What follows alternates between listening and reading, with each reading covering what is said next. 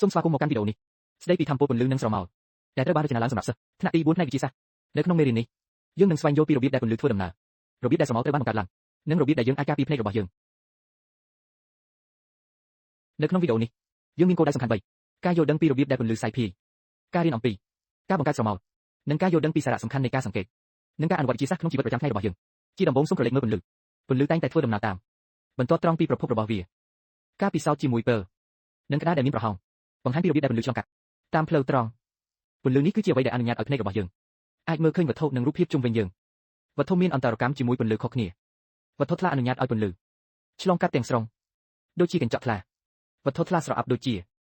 កញ្ចក់ប្រឡាក់អនុញ្ញាតឲ្យពន្លឺថ្ងៃឆ្លងកាត់តែបន្តិចវត្ថុស្រអាប់ដូចជាឈើឬដែក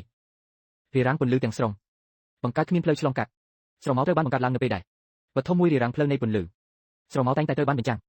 ក្នុងទីដែលផ្ទុយពីប្រភពពន្លឺលើសពីនេះទៀតទំហំនៃស្រមោលផ្លាស់ប្ដូរអាស្រ័យលើចម្ងាយរវាងប្រភពពន្លឺនិងវត្ថុយើងអាចបង្ហាញរឿងនេះដោយការពិសោធន៍សាមញ្ញមួយការប្រើពេលលើកញ្ចក់ថ្លាបណ្ដាលឲ្យគ្មានស្រមោលព្រោះពន្លឺឆ្លងកាត់ទោះយ៉ាងណាការបាញ់ពន្លឺលើសៀវភៅបង្កើតស្រមោលច្បាស់ការផ្លាស់ទីពន្លឺឲ្យជិតទៅវត្ថុធ្វើឲ្យស្រមោលកាន់តែធំស្រមោលក៏អាចជាទម្រង់សិល្បៈមួយផងដែរដោយការធ្វើរូបរាងដៃរបស់យើងអាចបង្កើតរូបរាងដូចជាសត្វស្លាបឆ្កែឬទន្សាយនៅលើជញ្ជាំងគំនិតនៃល្ខោនស្រមោលនេះគឺជាប្រពៃណីដ៏ស្រស់ស្អាតដែលគេឃើញនៅក្នុងល្ខោនស្រមោលកម្ពុជាស្រមោលដែលយើងឃើញ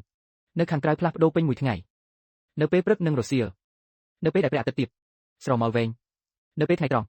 នៅពេលដែលព្រះអាទិត្យស្ថិតនៅចំពីលើក្បាលដោយផ្ទាល់ស្រមោលស្ថិតនៅចំណុចខ្លីបំផុតរបស់វាការការពារភ្នែករបស់យើងគឺចាំបាច់ណាស់កុំមើលដោយផ្ទាល់ទៅកាន់ប្រភពពន្លឺខ្លាំងដូចជាព្រះអាទិត្យឬពេលដ៏មានថាមពលតែងតែអាននៅកន្លែងដែលមានពន្លឺល្អហើយពាក់វ៉ែនតាពេលអ្នកនៅខាងក្រៅនឹងស្ថិតក្រោមពន្លឺព្រះអាទិត្យដោយផ្ទាល់សរុបសេចក្តី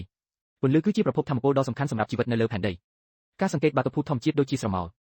ជួយយើងឲ្យយល់ពីពិភពលោកកាន់តែប្រសើរតែងតែរក្សាស្មារតីចង់ដឹងចង់ឃើញដើម្បីបន្តស្វែងយល់និងរៀនសូត្រតាមរយៈវិទ្យាសាស្ត្រសម្រាប់សកម្មភាពជាក្រុមរបស់យើ